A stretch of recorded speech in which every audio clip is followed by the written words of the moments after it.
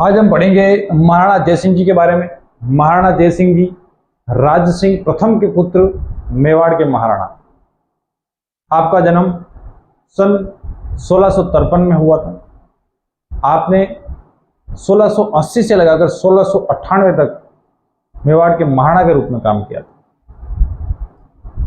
आप जीवन में हमेशा औरंगजेब के साथ में संघर्षशील रहे और आपके जीवन का मुख्य जो दूसरा कार्य था वो था जैसमंद का निर्माण करना। जैसमंद झील वो झील जो विश्व में अपने आप में प्रसिद्ध झील है, मीठे पानी की झील, जो वर्तमान में सलुम्बर जिले के साड़ा तहसील में स्थित है, क्योंकि सलुम्बर जिला अब अलग हो चुका है, पहले उदयपुर में आती थी। महाराणा जयसिंह जी एक बार 1685 के आसपास जैसमंद क्षेत्र, उस समय जैसमंद तो कहा नहीं जाता था, उस समय तो मेवल और छप्पन क्षेत्र, आज भी मेवल छप्पन क्षेत्र प्रसिद्ध है। मेवल छप्पन क्षेत्र में उस समय अकाल की अवस्था थी, ऐसे अकाल तो पूरे राजस्थान में था। तो उसमें महाराणा शिकार या अन्य कामों के लिए, जनता से मिलने के लिए उन क्षेत्रों में जाया करते थे। तो महाराणा एक बार मेवल और छप्पन क्षेत्र का दौरा कर रहे थे और उस जगह रुके जहां पर गोमती नदी गुजरती है और जहां से छप्पन क्षेत्र प्रारंभ होता है। छप्पन क्षेत्र प्रारंभ होता है और मेवल की समाप्ति होती है। तो वहां महाराणा के दिमाग में विचार आता है, महाराणा के दिमाग में विचार आता है कि यहाँ पर अगर एक बांध बना दिया जाए, तो मेवल और छप्पन क्षेत्र के लोगों के लिए पानी की समस्या दूर हो सकती है और यहाँ पर मैं एक बहुत बड़ी झील का निर्माण करता हूँ।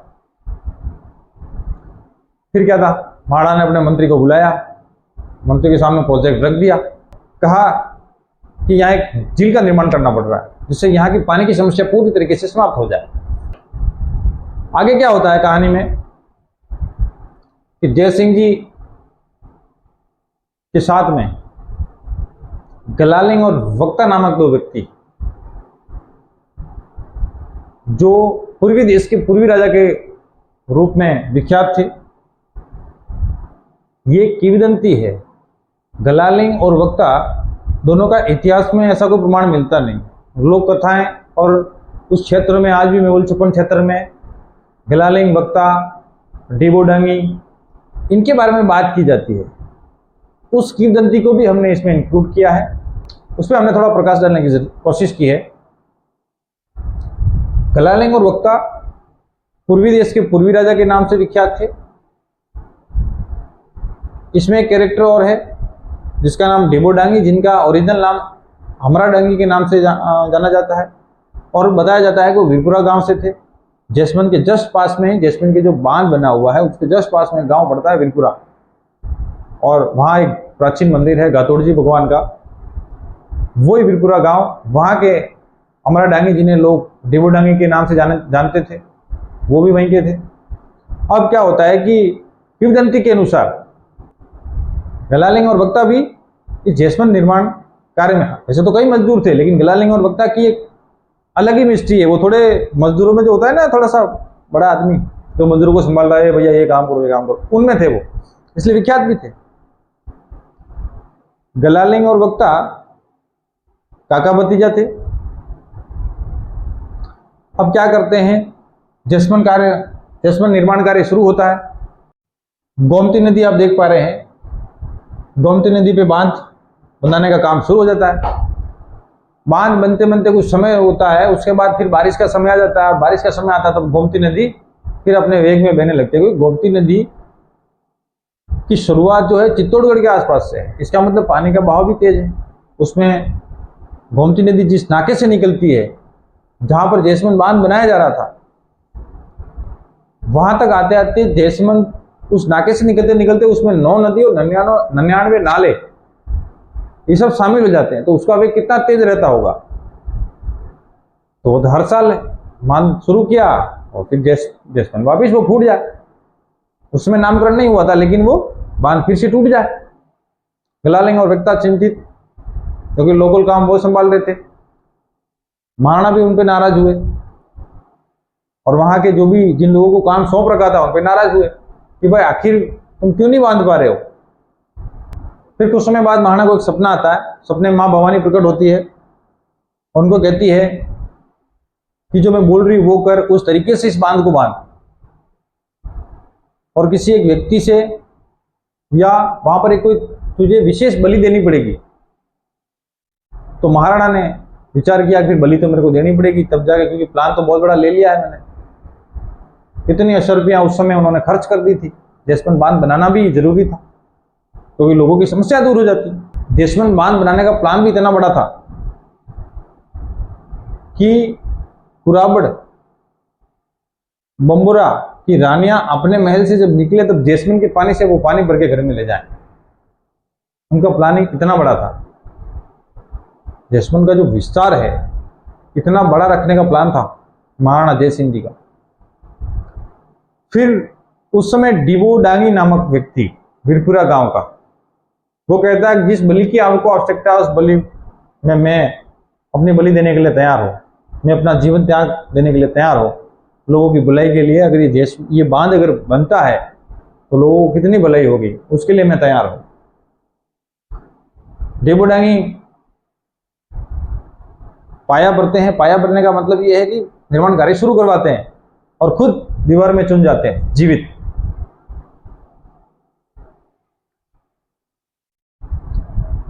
उसके बाद चुनवाने के बाद साथ ही गिलालिंग और वक्ता, क्योंकि काम बहुत बड़ा था, काम जल्दी निपटना था, इसीलिए मालवा की एक ओडन जिसका नाम लखमा ओडनी था उसको लाते हैं।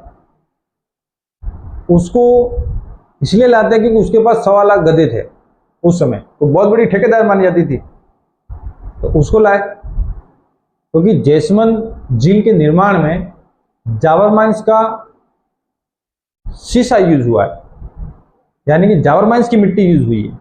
शीशा बहुत मजबूत होता है ऐसा मानते हैं, तो जावर माइंस की मिट्टी, वहां से मिट्टी लानी है तो उसमें कोई साधन था ही नहीं, तो गधे एकमात्र रास्ता थे और अच्छा रास्ता थे। 1.25 लाख गधे एक बार में जाके भर के ले आए तो कितनी ज्यादा मिट्टी ले आएंगे। तो मालवा की लखमा ओडनी को लाया जाता है और सब मिलके जैसमंद निर्माण कार्य में लग जाते हैं। उसी के बीच गलालिंग है वो लखमा ओडनी से रिश्वत मांगता है कि भाई तेरे 1.25 लाख गधे का काम है, मैंने दिलवाया, तो कहीं पैसे कमाएंगी, कहीं 100 रुपया कमाएंगी, तो मेरे को कुछ रिश्वत दे, हमारे यहाँ तो यही चलता है। तो उसने कुछ 80 रुपया उनको दी। लेकिन मेवल क्षेत्र के कुछ लोग फिर महाराणा के पास जाते हैं। महाराणा के पास जाके फिर विनती करते हैं कि महाराणा अगर आपने इस प्लान से काम कर दिया तो हम कहाँ बसेंगे, हम तो यहाँ डूब जाएंगे ना। क्योंकि मेवल क्षेत्र सबसे पहले डूबता, उसके बाद फिर बम्बुरा और कुराबड़ आते हैं। तो उसमें जो वहाँ के गांव थे, जैसे आज भी विद्यमान है, अदवास है, जावद है, प्यावड़ी है, थोरी है, मितोड़ी है, सराड़ी है, गेंगला है, ये सारे गांव खत्म हो जाते।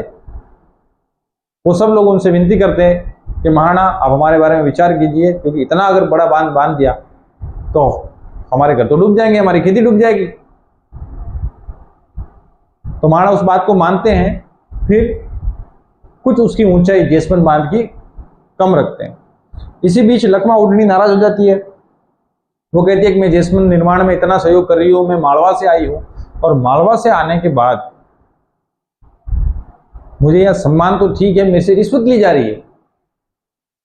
और राजा से मिलती है, महाराणा से मिलती है, और वो कहती है मैं आज से यहां काम नहीं करूंगी।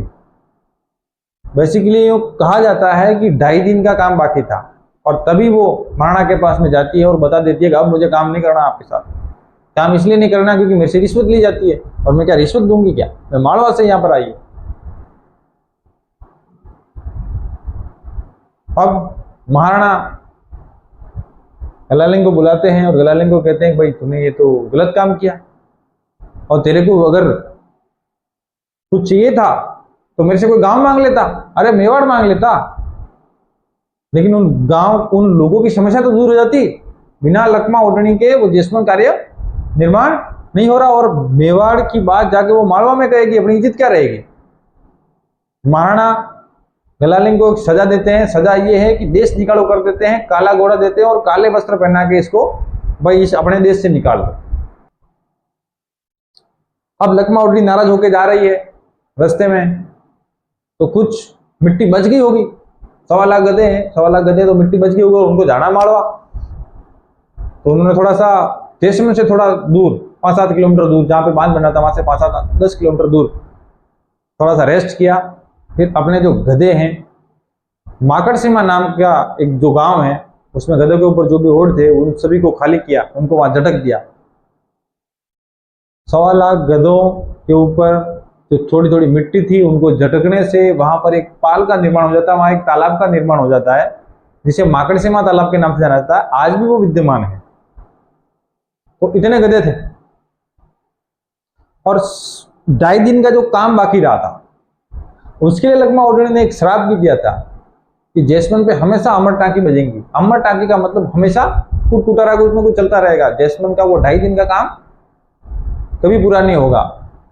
अब पता नहीं ये किंवदंती सत्य है या नहीं, लेकिन एक बात जरूर सत्य है कि वो खड्डा आज भी मौजूद है जैसलमेर पे। जैसलमेर पाल पे कभी जाओ, कभी जाने का मौका मिले तो आप देखना कि जैसे ही जैसलमेर पे चढ़ते हैं, अंदर एंट्री होती है, उससे आप राइट साइड में देखना आज भी वो गड्ढा, जिसे अभी गार्डन यानी कि थोड़ा गार्डन वगैरह बना दिया है उसको, वो खड्डा आज भी नहीं बना। वो खड्डे की बात थी, वो उस लेवल में नहीं है, और नीचे है थोड़ा, और 2.5 दिन के काम में वो आता है, वो आज भी विद्यमान है।